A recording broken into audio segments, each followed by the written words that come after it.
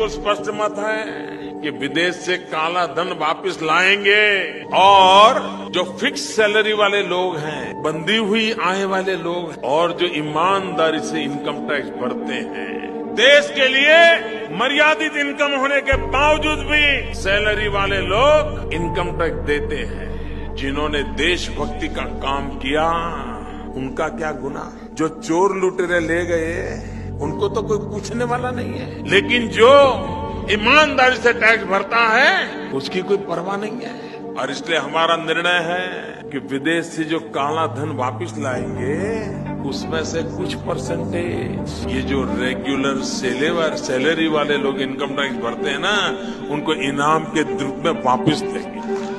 नमस्कार दोस्तों, जय जोहार। मैं कौशल तिवारी और बिहनिया संध्या में आपका स्वागत है। लोकसभा चुनाव में देश के प्रधानमंत्री नरेंद्र मोदी घूम घूम कर भ्रष्टाचारियों को जेल में डाल देने की बात तो कर ही रहे हैं, धर्म और हिंदू मुसलमान तक में उतर आए हैं।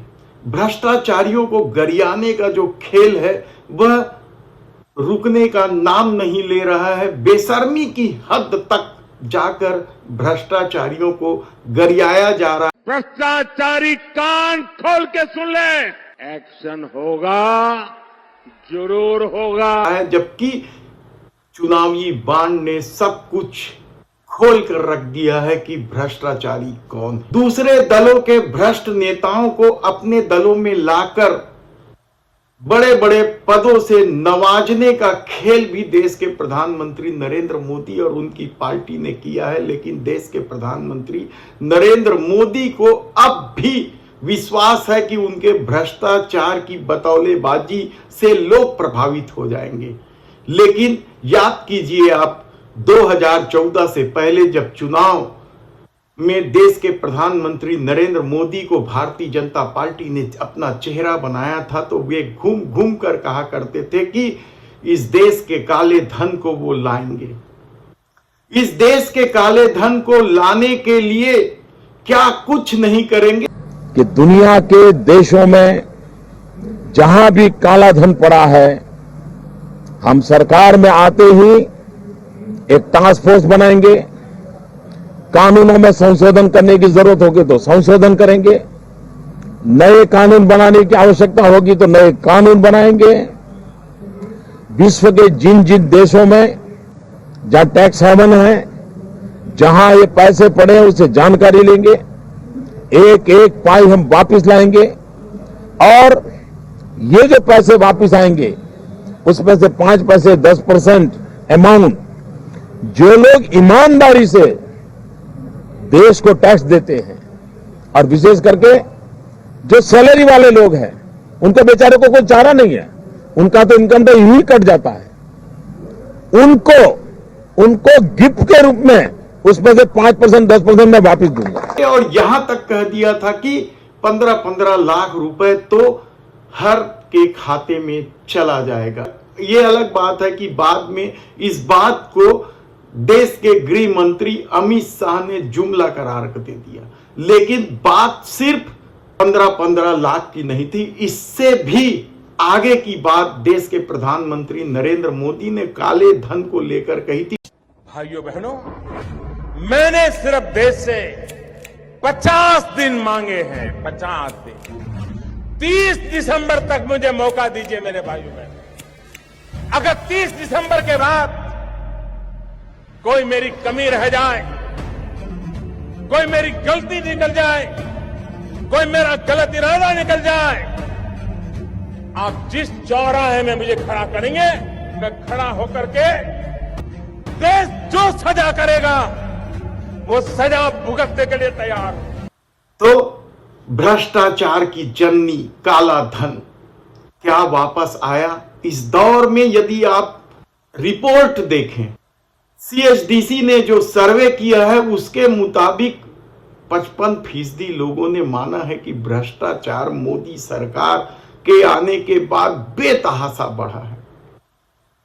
भ्रष्टाचार को लेकर लोगों की इस प्रतिक्रिया से दूसरी सत्ता होती तो उसकी नींद उड़ गई होती। लेकिन अब भी देश के प्रधानमंत्री नरेंद्र मोदी घूम घूम कर कह रहे हैं कि भ्रष्टाचारियों को वो बख्शेंगे नहीं।